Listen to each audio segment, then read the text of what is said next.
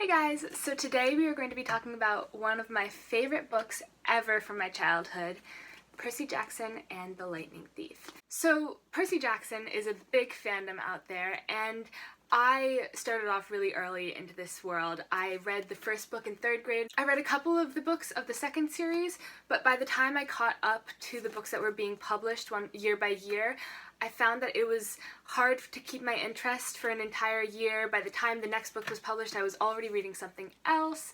I didn't really remember what had happened in the last book, so I would have to go reread the last book. So I probably dropped off the Percy Jackson train about 7th grade, but I picked up this first book again this year, a couple of days ago, and I just fell right back into the world. But today we're just going to be talking about The Lightning Thief and the different things I noticed and loved on my most recent reread of it. So just a side note, this book is particularly special to me, this copy, because in 2011, a friend of mine and a friend of my sister's took us to go see Rick Riordan in person at the Metropolitan Museum of Art, and we got to meet him and we got our own personalized signed copies of The Lightning Thief.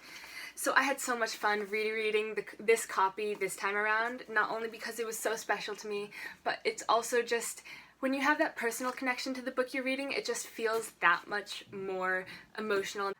I really love this book. So let's jump right on into this review. I'm gonna have so much fun filming this. Let's get started. So for those of you guys who don't know basics about Percy Jackson, I'm sure most of you know this if you're watching this because it's been out there for so long and it's such a big popular thing. But Percy Jackson was published, this first book, The Lightning Thief, was published in 2005 by Rick Riordan. And before he published this book, Rick Riordan was a middle school, high school teacher of Greek mythology. He also had a son who was both dyslexic and had ADHD, which inspired a lot of the character of Percy Jackson in this series. So that's a little basic background. Now let us jump into the review. Alright, so the first thing I wanted to talk about is a little further into the book. I'm sort of skipping over Mrs. Dodds and the school and all of that stuff because I wanted to get right into the good stuff. And that is starting on page 32 when Percy and his mom first meet after him being away at school for months. I'm just going to start out reading a quote because this is probably one of my favorite parts in the entire book, when Percy is worried about what happened to Grover, and then he goes, "She opened the bedroom door and my fears melted. My mother can make me feel good just by walking into the room. Her eyes sparkle and change color in the light. Her smile is as warm as a quilt. She's got a few gray streaks mixed in with her long brown hair, but I never think of her as old. When she looks at me, it's like she's seeing all the good things about me, none of the bad." And I love that quote. I love this scene because I just feel like it perfectly encapsulates what it is to have a mother's love in your life. Someone who loves you unconditionally no matter what you do and no matter how much you mess up and how many schools you get kicked out of. I love it because it's true and it's realistic. And when you are an 11-year-old that has gotten kicked out of so many schools and feels like you've really messed up this time, and then your mother walks in and just everything melts away and you're just so happy to see her, that is what it feels like. Oh man, this is the start of an amazing relationship between Percy and Sally that we will see throughout the rest of the book. It makes him the hero that stands apart from everyone else because he's had her influence in his life. And I'll talk about that a little more later in the review because this comes back in so many different moments, but I just wanted to start out talking about this scene because it is one of my absolute favorites. Honestly, I cried reading it the first time around. It was late at night, I was very emotional, and that one little quote was just enough to really push me over the edge. It was just, ugh. So the second big moment I wanted to talk about in this review was the first big action sequence in this book. It is the main inciting incident that pushes Percy from this maybe not so great life, but at least he's safe, into this world of adventure and excitement and action. So let's talk about the Minotaur. So the battle with the Minotaur I feel like is so awesome. Oh man, guys. This scene is amazing. I love it because not only does it kickstart you into the action, but also you have no idea how it's going to end.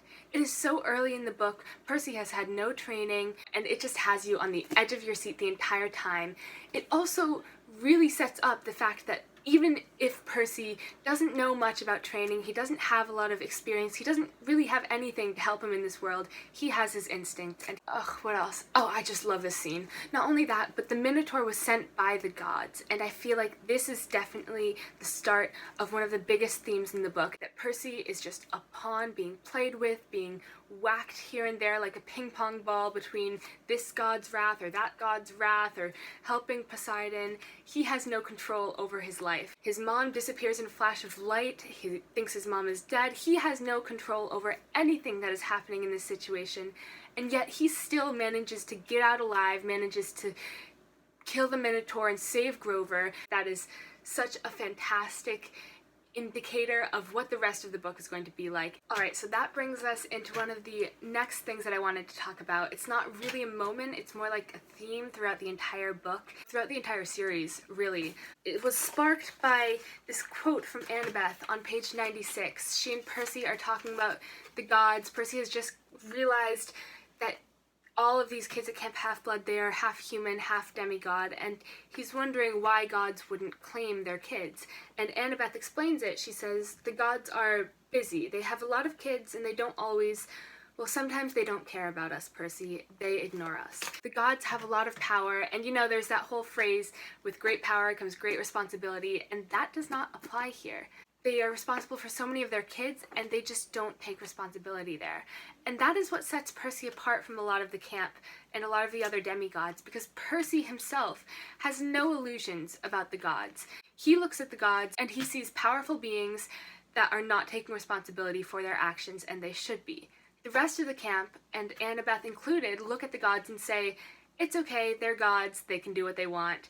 This is really what separates Percy from everyone else. He's not blinded by their power and by their importance. He wasn't raised from a young age thinking of these gods as people he should bow down to unconditionally. Okay, moment number...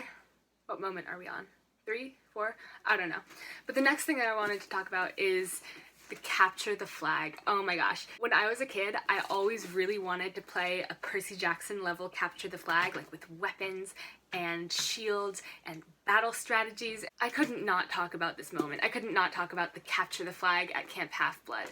So Percy and the rest of the Hermes cabin, because he hasn't been claimed yet, have been allied with Athena and Annabeth's team for this capture the flag game. Oh my gosh, Annabeth uses him so hard here. Clarice on the other team has beef with him and is going to take as many of her friends as they can to go and to bully him. And so Annabeth uses this to her advantage. She doesn't tell Percy. She says, you are going to stand in the creek and make sure no one crosses. She uses that so that as a distraction so that Luke and her can go and get the flag. And this, oh my gosh, this just shows how much her perspective has been corrupted by Camp Half-Blood. She has no qualms about just using one of her closest friends and not telling him and just making him her own pawn.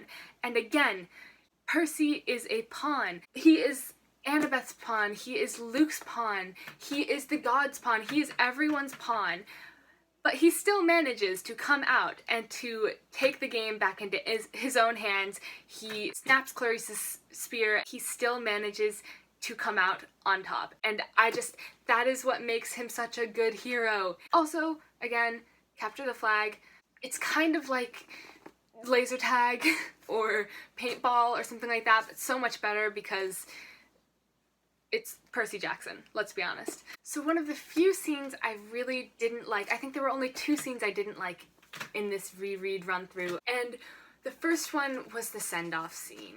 From page 149 to 156, it is all just information. And I feel like there's such a better way to incorporate that information, either while he's at Camp Half-Blood or maybe on the journey or like a flashback, something that you could do something with that rather than just having 7 pages of straight Chiron and Luke and Annabeth and Grover all just throwing information at Percy and then saying, ciao, have a good quest. So this is one of the few scenes that I didn't like. I felt like there was very little craft to it.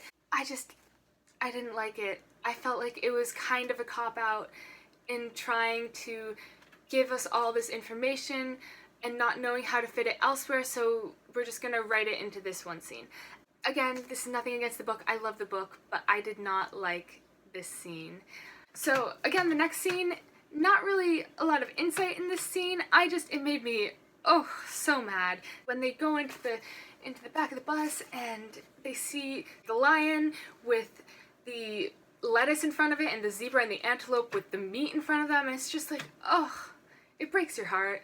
I've always loved animals. I've always loved endangered species, and this part really, it really just makes me angry. Alright, so now we've gotten to the real climax of the book. We're skipping over a little stuff on the way. We are moving on to the Underworld. Man, this scene is such an expectation subversion. I expected to see this big, like, black palace with these big, freaky statues, but no, it was just, what does he say? He says it looked like a combination of the Jersey Turnpike and airport security. And honestly, I can't think of two more frustrating, more depressing places in my life. You're expecting this deep, dark, scary, terrifying, intimidating place, and you get the Greek underworld, which is just depressing.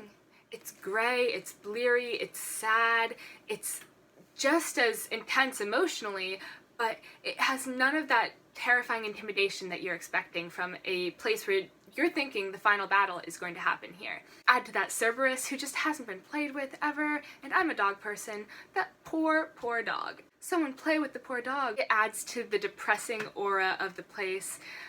And then they meet Hades, and they realize that they've been played. That is the moment where he fully realizes just how much he is being pulled around by the coattails. He has zero control, and yet once again, he does come out of the situation on top. He escapes with both Annabeth and Grover alive. Then they escape the underworld and we get to the real final battle. And I think this is perfect because you think the final battle is gonna happen in the underworld and you're preparing for it. Then they go up to Santa Monica Beach and have the real final battle between him and Ares. And I love this scene because Percy is 11.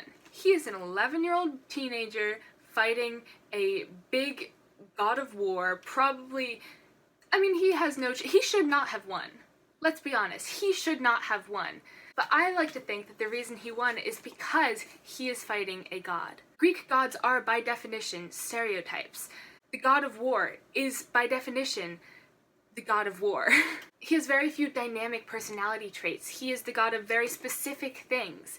Percy is a human who can change his perspective, and he has so many different personality traits, and I think this is really what it comes down to at the end.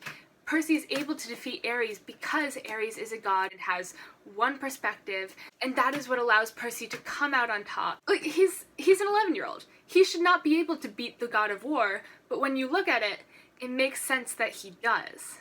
That's where my thoughts are at for that scene. We're gonna leave it at that. And then jumping ahead again, jumping past Zeus and Poseidon, I want to go and talk about the scene where Percy gives his mom, Sally, Medusa's head. So in this scene, the scene sort of starts out with him coming home, him hugging his mom, all that. He tells his mother he can take care of Smelly Gabe, but his mother has, I think, the perfect reaction that just goes to show why Percy needs her in his life so much and why he needs her influence and her perspective. And she says here, "I think you know, Percy. I think you're enough like me to understand. If my life is going to mean anything, I have to live it myself." And that is the big theme of these entire books. That is the reason that Percy is able to conquer over so many people. Because he realizes, just like his mom, that if he lets his life be lived by the gods, then it is not his life. He is not living his life if he is not taking control of it in his own hands. And that just brings us all the way back to the main theme of this book, and that is being a pawn, being controlled by so many people. One of the most fascinating things that I've found reading through it again was that it's actually the bad guys who realize this issue, and both Echidna and Medusa at some point tell Percy to stop being a pawn of the gods. The Echidna taunts him because she says, you have no faith in the gods, and you shouldn't, because the gods are faithless. And Medusa tells him, don't be a pawn of the Olympians, Percy. It will not end out well. Let me turn you into stone. They have a point. And that is what makes Percy such a good hero of these books, because everyone else is being pushed around by the gods. But Percy isn't. Percy is on the same mindset as the monsters, but with better morals. He refuses to let his life be taken out of his hands. So that's it, guys. That covers my thoughts on this most recent read-through of Percy Jackson and the Lightning Thief. I have so many other things that I wanted to talk about, but I didn't have time. For example, Luke, I want to talk about him as a villain, but that is going to have to wait for when I read the next books in the series. So I hope you guys enjoyed this. If you liked this video and if you want to see more book reviews and more writing tips and things along those lines, then please, please, please click like, subscribe. I had so much fun filming this. I love Percy Jackson and I love this book series. I think there's a lot to be learned from it. I also just think it's so fun and such a fun read through. Oh, and next time you see me, I will have a whole new setup. I'll have a new camera. I upload every Wednesday and Saturday. I will see you guys later.